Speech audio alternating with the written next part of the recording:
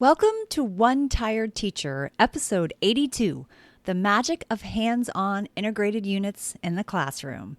Today, I have a special guest, Amy Medzney from Teaching Ideas for You, and we are going to talk all about the magic of hands-on integrated units. I hope you stick around.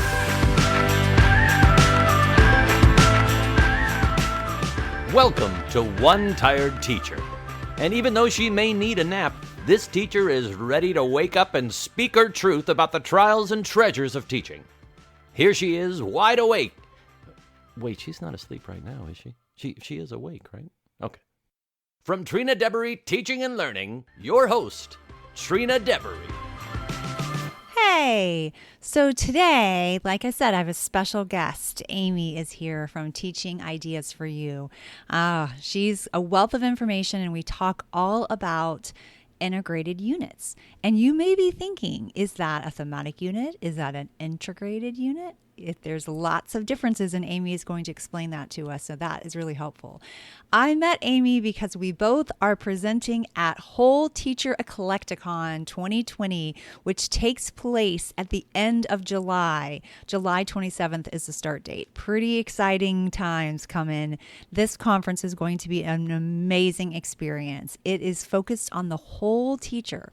Like we very often talk about focusing on the whole child, we now are focusing on the whole teacher. So every part of teaching will be addressed. And I think that that's really exciting. That allows us to better get information and better have a focused PD on us and the things that we need.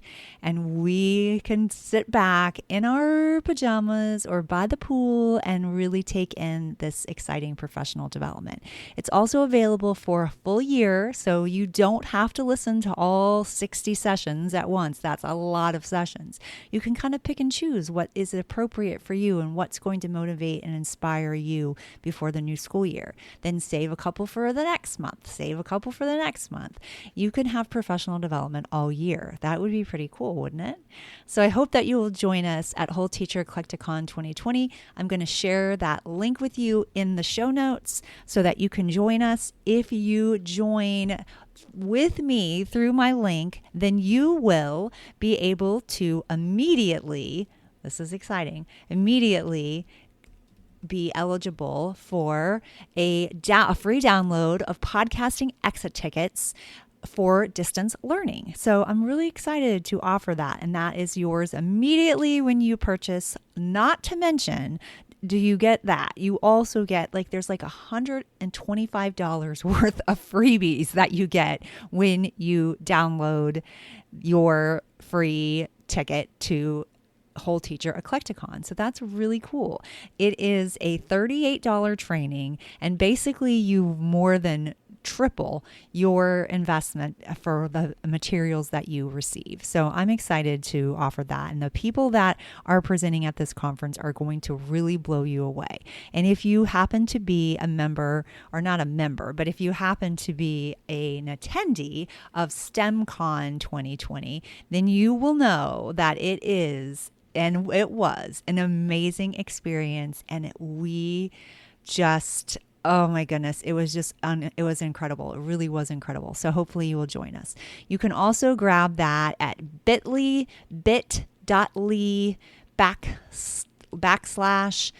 /WTE Debery. So hopefully you will check that out. I'm going to link to it in the show notes. And like I said, it'll be totally worth it. So let's get on with the show. So I am really excited to have Amy Medzney here today from Teaching Ideas for You. And she is one of our fellow presenters in a really exciting conference that we're doing, which is the Whole Teacher Eclecticon 2020. And I keep wanting to say that wrong, but I am so excited about this conference. And Amy is presenting. Amy, you're presenting 4 sessions, right? Yes. That's incredible. That's so incredible. And I am so excited about this conference, and I'll talk to you more about it as we go along. But, and I'll link to it in the show notes, but it's going to be amazing. It's going to be so amazing. I'm so excited. So welcome, Amy. I'm so glad to have you. I'm excited too. There's such a huge lineup. I didn't realize at first that it was going to be a whole week of presentations. So, Mhm.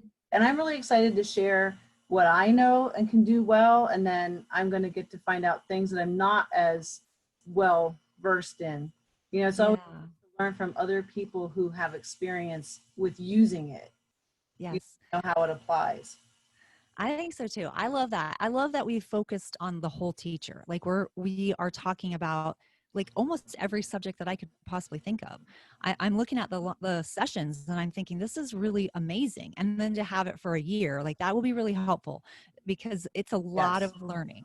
I presented at STEMCon 2020 with, Carrie Tracy was the host for that as well. And it was one of the most incredible trainings I've ever been to. And I've been in education for like 23 years now. And I mean, there's some live ones that I went to that were mind blowing, but this was the energy, I left feeling more motivated about education than I have in a decade. So I Yes. am really, and now this is like even bigger. So I'm really excited about it.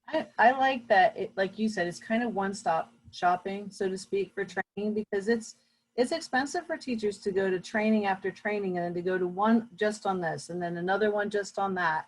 Well, one, right now travel is so difficult that Yes. that's it. But then, I don't necessarily want to go to 3 days on just one topic. Like you said, Yeah. to pick and choose which ones really pertain to me without having to pay to go to multiple conferences or make the time to go to multiple conferences. Because time is always an issue too, I think, for almost every teacher. Hmm.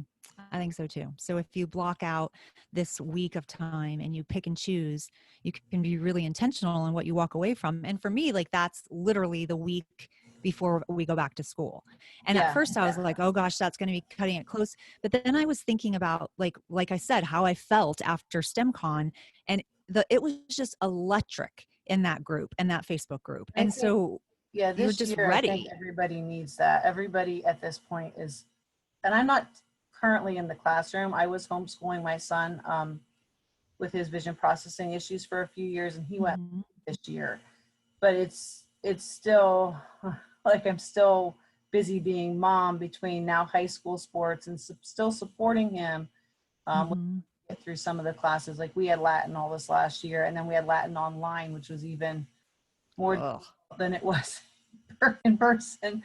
So I think having that energy right before you go back to school. But I do think it's important that we've set it up that teachers have access, because the issue that I've had when I've gone to other conferences that were like 3-day conferences, you come away energized, but you come away overwhelmed, and there's too much Mhm. at once, and then you don't end up applying it because there's too much. Where this, Mhm. pick one session a day, so maybe you do 4 or 5 during the week, and then you say, okay, these two I'm going to work on right now.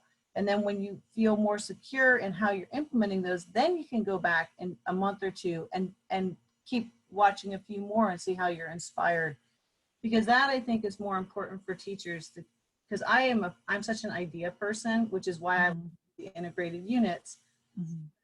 I often flood myself with inspiration, and then that leads to inaction because you keep getting inspired but never following through.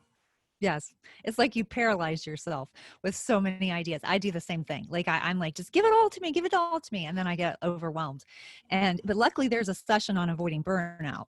So, so I Mhm. think that's good too.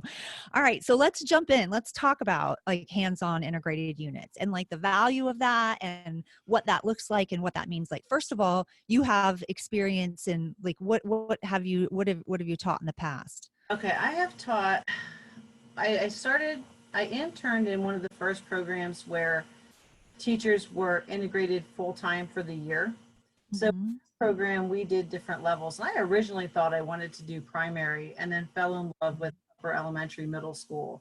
And so I've taught second and third, but really my fit is like fifth, sixth, seventh, eighth. And Yeah. I had started that, but I had to end my teaching career because I have autoimmune issues, and it was sad. Mhm. That was my fourth grade year, and I was really liking it, but it wasn't fair to the kids, and it wasn't fair to me because my medicine had stopped working. Mhm. So I just at that point realized it just I couldn't keep doing it. No, it's very hard. I actually have that too. And Yeah. it's very hard. And my rheumatologist is like, because I actually resigned for a bit, which my audience knows. And then I came back to education, but I was working, on my business full time. And when I told him I was going back into like as a student sports specialist, he's like, no, he's like, you can't go. He's like the germs. And cause I was the That's most it. healthy at home. Yeah. So Yeah, that's the but same thing. I actually been okay. Like I did get really, really sick in February, which I actually think I might've even had COVID because it was the sickest I've I ever think we been. And had I it couldn't, too. yeah, I couldn't Uh-huh. breathe. Like I had to take a steroid. I just couldn't even I had to like take a to talk. Like it was so difficult. So but I'm totally fine now. So that's the but so he's right about that part, but like I didn't get like I normally did. I didn't go right back to getting sinus infection after sinus infection, and I didn't keep getting strep throat, and so I have been doing better. So hopefully knock on wood that will stay that way. All right, so you have some upper elementary. That probably sounds like most of your Yeah, most of experience. my life experience was between fifth and eighth. And so I've taught internationally, I've taught in the United States, I've taught online. So I've really been around the bush a little bit. I did a little bit of high school online, but really my experience is upper elementary and then middle school social studies. Now I will admit science is not my forte. Like I think I've Mhm. only taught that like 3 years in my entire career because we always swap. I Yeah. was I'll do anything not to have to teach the science. Like it's just not I just don't enjoy it. And honestly, I don't know that much. And I feel like Yeah. elementary today, it's so you have to it's not fluff. You have Yeah. to No. know stuff. And so Mhm. when I don't know the subject, I don't feel like I should be teaching children. Like I think there's a valid reason why teachers in fifth, sixth grade need to start specializing. Now you might be Yeah. able to do two or three, but if you really have a subject you stink at, like you shouldn't be doing No, yes, I understand. I feel that way about social studies. That's the funny part. Like I it. love teaching science, but social studies is not my favorite. And I platooned with a partner in second grade for several years where we had it was our class. We had two classes and I Mhm. would teach reading and science and she would teach writing, social studies and math, and we'd integrate like our reading and writing, Yeah, and then we'd flip flop. And it was amazing. And I yeah, mean, we were very close. So it was a really good partnership. We worked hard on those kinds of things. So that made a difference, but it was such a great experience. And I got to really focus. I got to actually teach science for like the first time as a primary teacher, because that's science and social studies sometimes. And people get so mad when we say that, but I'm like, we've got to teach them how to read. Like they have to learn how correct, to read. It's an correct. academic emergency. So those are Well, the and the subjects same that thing with sometimes social go. studies in upper elementary too. And this is where I think that the integrated units are so important because one, you save time because you Hmm. just cannot teach all the standards. We keep No, adding standards on, but we never take anything away. you're right. And so the problem I find is that we push kids to learn so much in the scope that they don't get the depth. And so Yes. they never know what ocean we live on, even though they've been taught that every year since like kindergarten, because Hmm. it's just a fly by night. Like, oh, we mentioned it, but we didn't learn it. Yes. And No, you're right. So the yeah, integrated units, that makes total sense because I mean, I know that I was doing a lot of, especially with informational text. I'm like, I'm not going to do random informational, text. I'm not going to just pick random subjects. I'm going to specifically pick what I need to cover in social studies or what I need to cover in science. And then I'm going to be able to continue to do my hands-on, because I was teaching science, my hands-on activities in science or even kinds of STEM kinds of things. But the informational texting, that was an aha for me a long time ago. I'm like, why are we doing, polar bears or whatever? I mean, we actually did cover habitats, but still, at the time, I'm like, it felt like we were picking these random penguins. We were picking these right. random things and That's not actually actually one of the integrating. criticisms. That was one of the criticisms of early integrated units, like the thematic units. Hmm. I don't think it was true for everybody doing thematic units, but one of the research criticisms that came out of it was that people would have an activity they like to do. So they would build the unit around that activity versus Hmm. building the unit around the standards that had to be taught. Standards. And that was kind of what happened with thematic units and why they went out of style there for a while because of that. You know, it's like, oh, I like to make paper mache globes that take a week, when really it's not worth a week of time, you know, class time spent. Now, some of that is the test prep pressure, which I think is a whole different discussion as to whether that's reasonable expectation wise. No, you're right. You So know, what do when you think? So do you think that's the biggest difference between thematic units and integrated units? Talk a little bit about what do you see the difference? there's actually different ways you can do integrated units. And I think teachers actually do them more than they realize, because there are thematic units. There are also multidisciplinary units. And then there are, I'm trying to remember the term for it, intradisciplinary units, which I think a lot of teachers do. Like if I'm saying American Revolution, I'm not just talking about the war. I'm talking about the economics that were affected, the geography of the places. I'm talking about the politics. That is actually a type of integrated unit where you take sub-disciplines within a discipline. So if you've ever taught a unit where you did reading and writing and maybe public speaking, you did an integrated unit. The ones that are harder, and I think this is just the way our education system is set up, are the ones that are multidisciplinary. Because unless you're in elementary and you're teaching everything yourself, and then it's a lot of work and you only have a 30-minute planning period, if you're lucky, you know, you don't have time to organize it. Or like we did them in middle school, and that was, I'll tell you, that was the best experience. But hard because we didn't have the same schedule. So we would have to actually kind of like catch each other on the fly, or we all have the same lunch. Because again, at that level, I couldn't teach science. But we came up with a geocaching unit where I did the geography standards, the English teacher had them write the clues and like how to find like the poems and stuff that you put inside of them. I don't know what the science teacher did, but she had a whole thing, because I went to her and I said, is there something in science I could connect to this? Because like I've got nothing. And then the math teacher knew what to do. So everybody took their part and then we coordinated doing it. But we only could do that because one, we all got along. Two, we all have together. And three, we all taught like, I think it was 7th grade. So we all taught 7th grade. So we all had the same kids because our school was small enough that we had 2 kids that maybe weren't in each class, but it was enough that it didn't affect completing the project. And loved it. And I'll tell you what they'll remember. They're going to remember that for the rest of their lives. They're going to learn how to use the GPS unit. They're going to remember the math. They're going to remember that because they applied it. And we had a parent night where they brought parents and they taught how to geocache too. They're not going to so cool.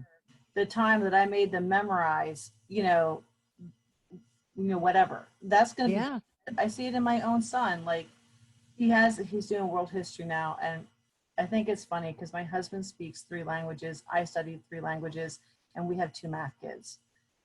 So interesting how that happens. But I'm trying to get him through world history right now. And I keep saying to him, you're not meant to learn this for one day and then dump it. Like that isn't the goal of this. But if you don't make those real world connections, they don't see why it's valid.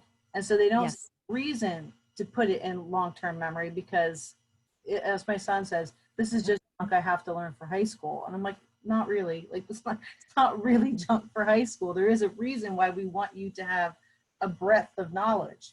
But they don't see it that way unless you're right, unless we've made it into a real world situation that they can like actually do and implement. I think that's so true. And I mean, all the research out there about your brain and how you learn and how your brain, retrieves information and like holds on to it.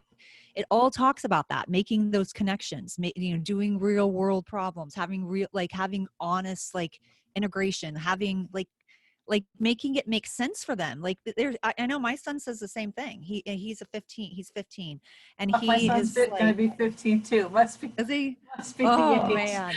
15 is actually if I survived 13 and 14, my son's about to be 16 actually. So yeah. Yeah, my son really likes hands-on stuff and he does so much better if it's something that he can do.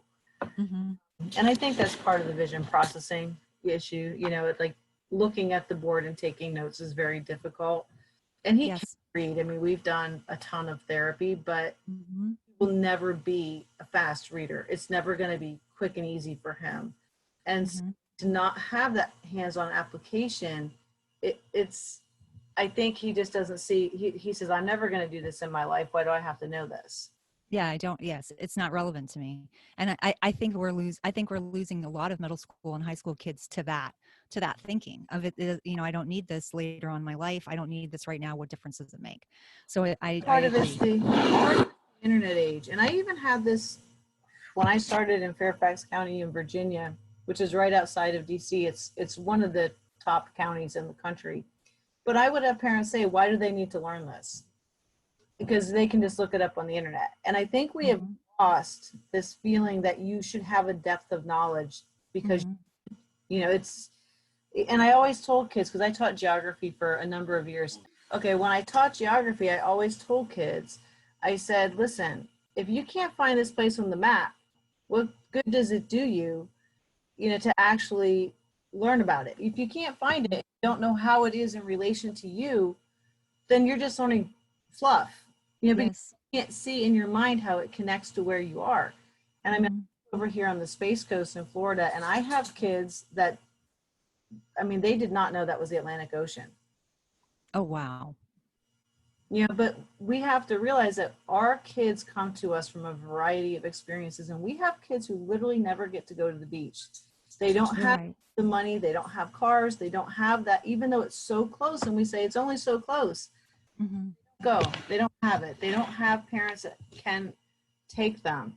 And so I think we have to remember that for a lot of kids, we are their gateway to a bigger. Yeah. Too big And a this is, world. I grew up in central Pennsylvania, and I'll never forget. There's four of us in my family, and my sisters are considerably younger than us. I joked to my mom that she kept having babies when everybody got to kindergarten. You know, my sister's friend, my dad thought that this was so funny because he would load us in the car and drive us a day trip, like 6 hours away and 6 hours back, which Hmm. I get car sick, so like we don't do that. But her friend's family, the mom insisted they go on vacation. So what they did is they went to the strip, which was just outside of town, and stayed in a motel for a week because the dad didn't want to drive anywhere. And my dad, I think he laughed over that for months. But that's Yeah. the reality. A lot of our kids will never leave town. They never leave their county. And so Yeah. we have to help them see the See big, the world. whether it's science, whether it's social studies, or even like, you know, some basic math applications. You know, I used to run businesses. That was a big thing we did. And every year, because I like to make my life difficult, I always came up with a new business. But, Hmm. you know, I had parents say like their kid learned so much because they would Yeah. jobs, and they would have to Mhm. apply for what jobs that they wanted. And if they didn't put an application in, they got like the minimum wage job. Well, Mhm. they had a day where they had to work out a budget. Now, this is all the math skills they had to do, adding, multiplying, you know, Yes. right? Yes. And they would all start off with saying, "Oh, I want a house on the beach, and I'm going to get a new truck, and I'm going to this and that." But you had to live within your means, and like you had to have car insurance, and you had to have basic health insurance, and it was very quickly that they were like, "No, I need a roommate, and no, I need a used car," and like Yeah. things are things that they don't forget. And the one parent had even told me, she said, it was so funny. So we had dinner the one night, and their older child was, I guess, like college age.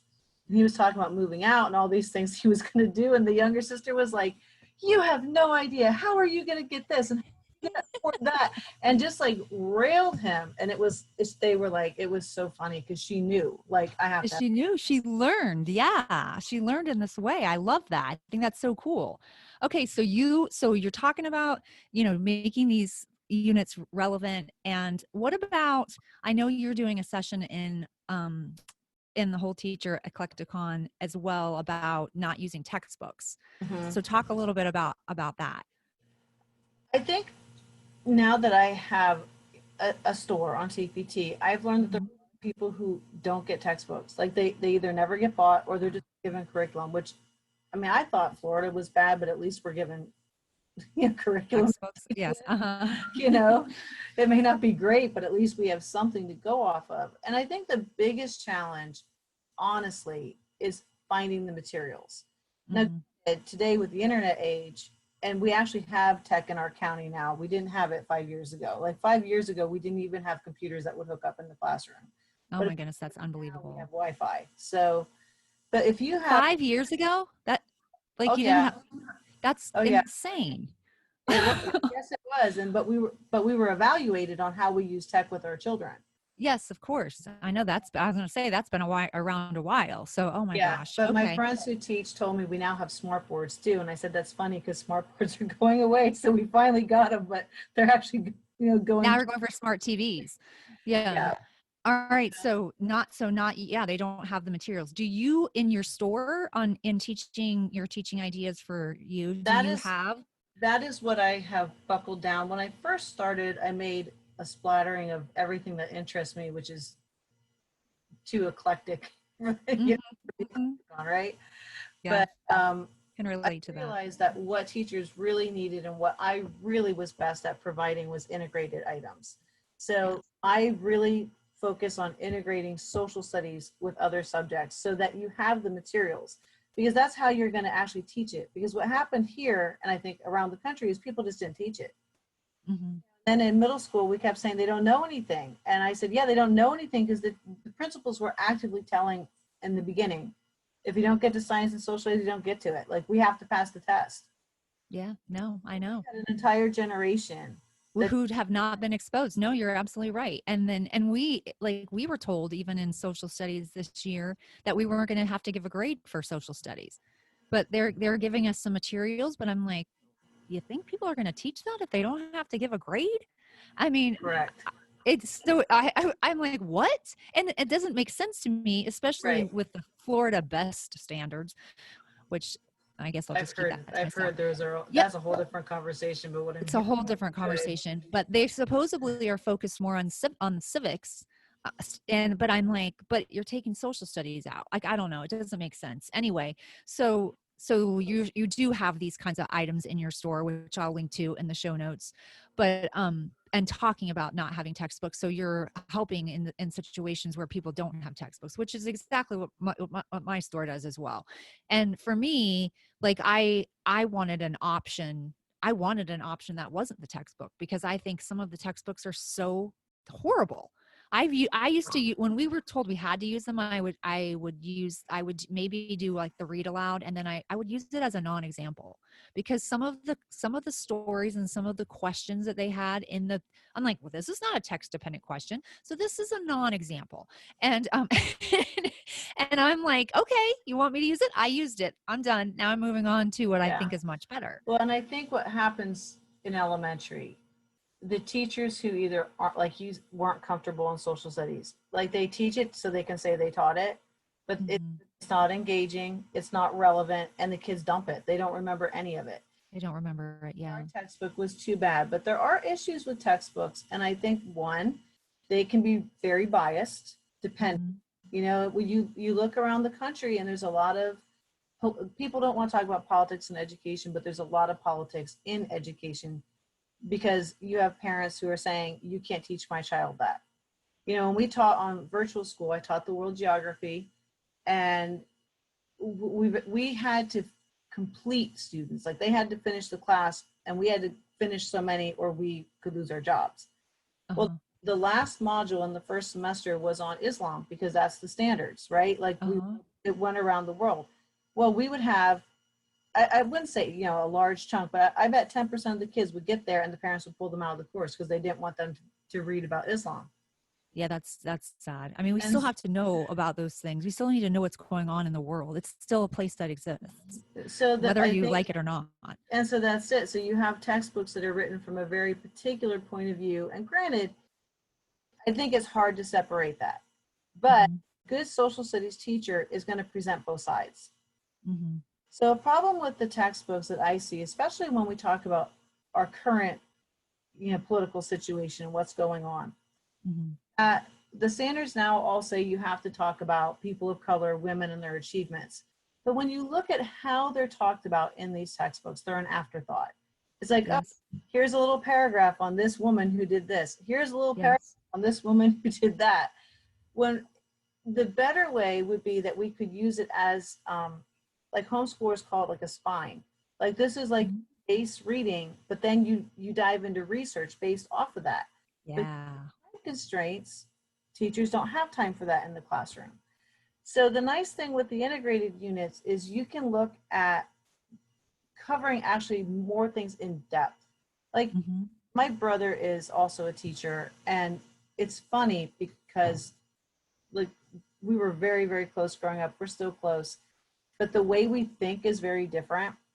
Like Hmm. he is very much like a detail person. Like he can probably rattle off all the battles of the Civil War to you in order. You know, Hmm. look at me and say something, and I get a look where I know I'm supposed to know something that comes next, and I'm like, I have no idea.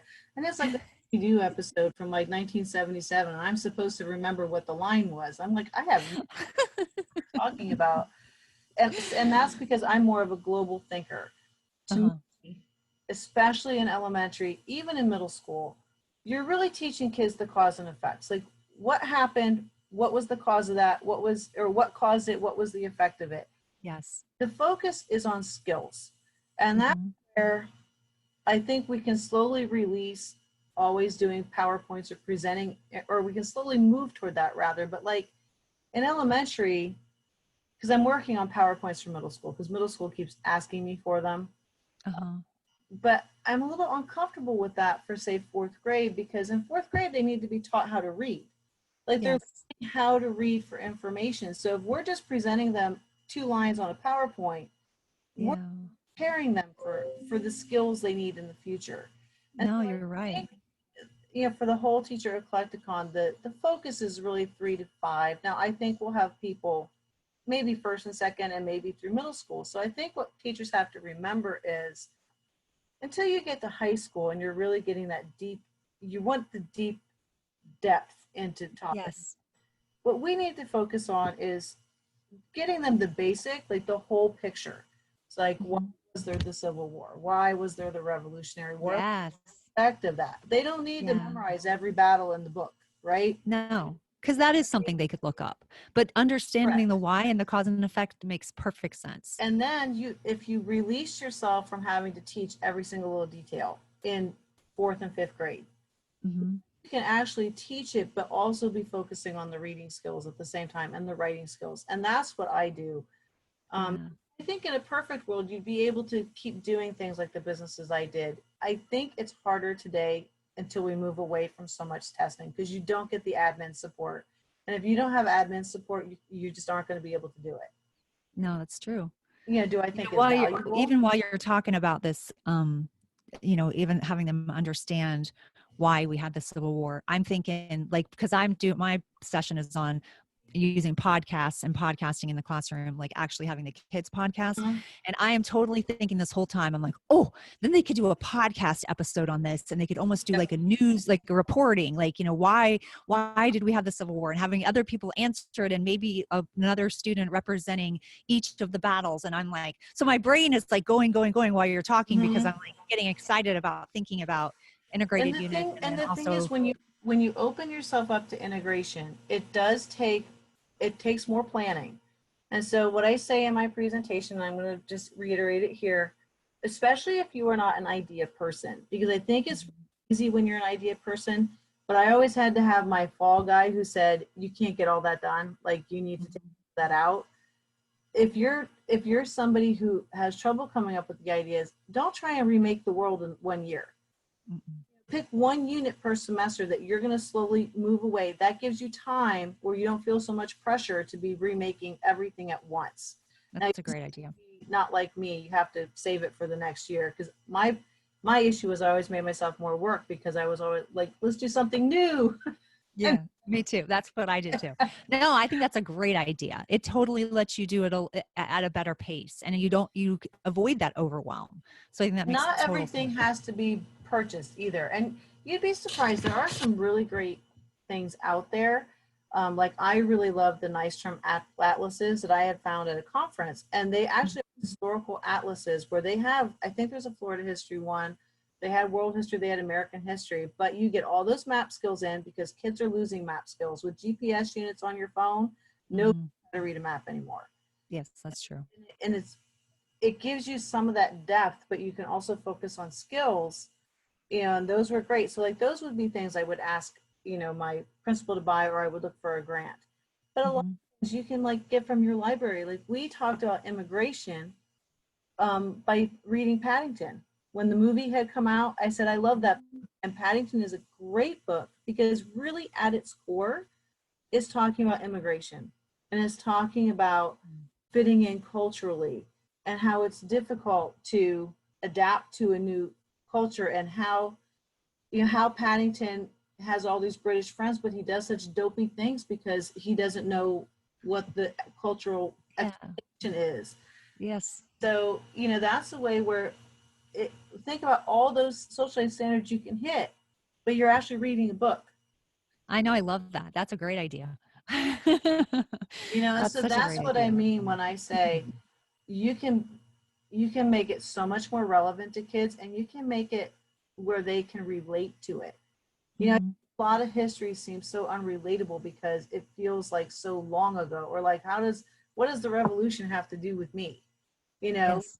but when you find a way to show how it can connect to them today, and like, I mean, kids are still, fifth graders are still, they're still lovable, right? Like they still love you, they still want to be with Mhm. you. And so when they can connect to Paddington and see that he does this silly stuff, but the people still love him, but then they understand why he's doing that, right? So it can help you improve relationships in your classroom if you're in a classroom where you have multiple cultures, and or Yeah.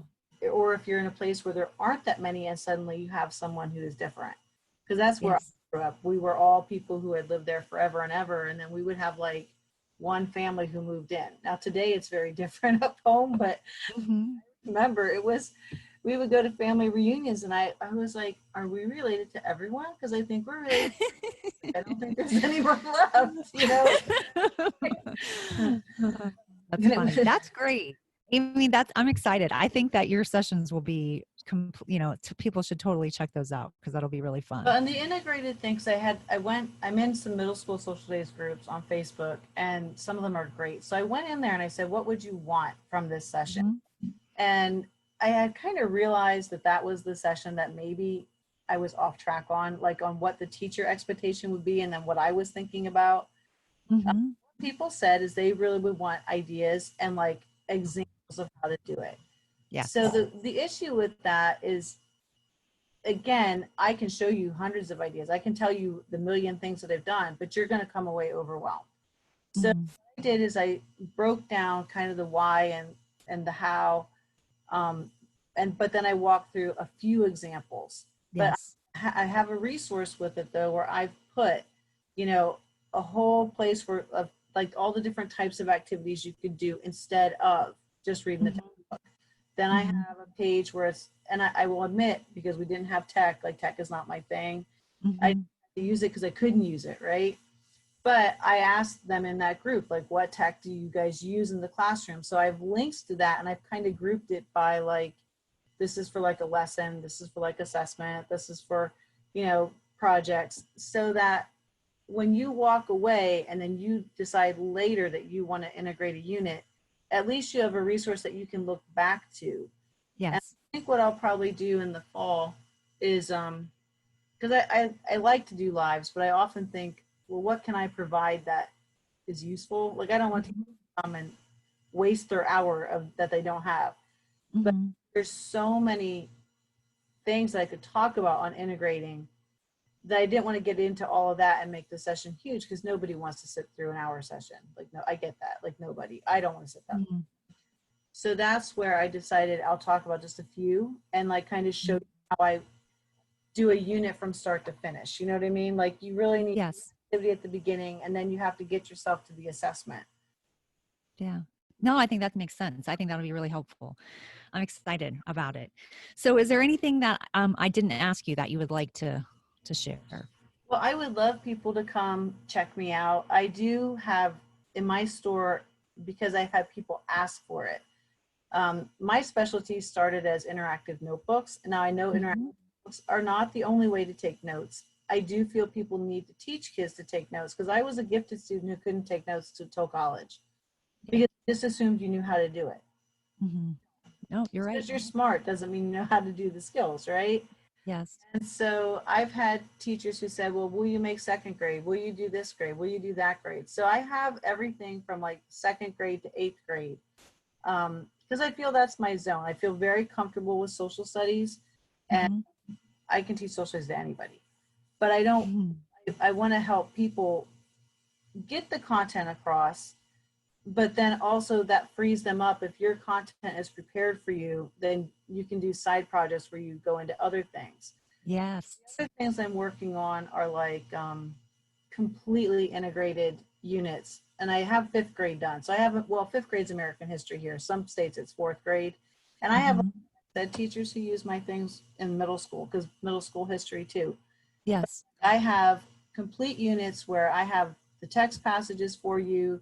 I have like the social studies, what the homeschoolers call spines. So like Hmm. like the basic information, then the paired passages you can use to help you teach essay writing. Then I have actually writing it, because everybody wants a writing project, right? So I have writing things that vary from opinion to persuasive, well, persuasive opinion, informational. So I tried to go through everything a teacher could need. And I'm Hmm. giving away one of those as a door prize at the conference. So I've donated, Ah, and it yeah, literally that's gives exciting. you everything you need to teach American history through That is Allie. exciting. Yeah, so it will give you everything you would need to teach through like right before the Civil War, and all your informational texts and your writing. That's great. That's kind of my goal, is to make teachers' life easier, because I know the biggest thing that was hard for me was finding the resources. Finding the resources. Yeah. Yeah, that's great. Where can people find you? I am pretty much everywhere. I am on Facebook. I'm on Instagram. I will say Facebook is more my jam than Instagram. Okay. I try, but we are going to have a blog relaunch this summer. So I Uh-huh.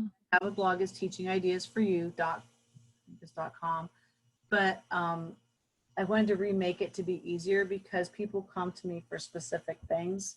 So Yes. I'm going to split it up so that, like, if you want all about interactive notebooks, that's in one place. If you want test, Yes. that's all in one place. That So makes sense. that'll be That'll be coming. great. Yeah, that's going to come really soon. And I Okay. try to do lives on Facebook. I've kind of gone away from it for right now, because I don't know. I mean, I'm not even teaching, and I'm a little bit burnt.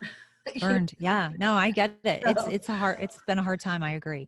So just Plus, send me any of your links and I'll share them in the show okay. notes. Well, thank you so much, Amy. I really appreciate you coming on. Well, and I am so glad to be here. And like I said, I would love to come back and talk, especially about vision processing issues, because that is, I've kind of decided that's my passion. Like that is Yes. my Let's do mission that. in life. Yeah. Let's set that up in the next couple of weeks because I think that's very valuable. Thank Yeah, you and I again. would love people to, come to my session, and if they come and they still have questions, they're always welcome to contact me. Contact you. Yeah. Thank you so much for having me. I really appreciate it. And thank you all for sticking around. I think she's going to have some really exciting sessions at Whole Teacher Eclecticon. I really hope that you join us. I will link to Amy's Facebook page and her store on TPT, and along with her website and the link to Whole Teacher Eclecticon. I hope to see you there. This one tired teacher is feeling pretty excited. Until next time, sweet dreams and sleep tight.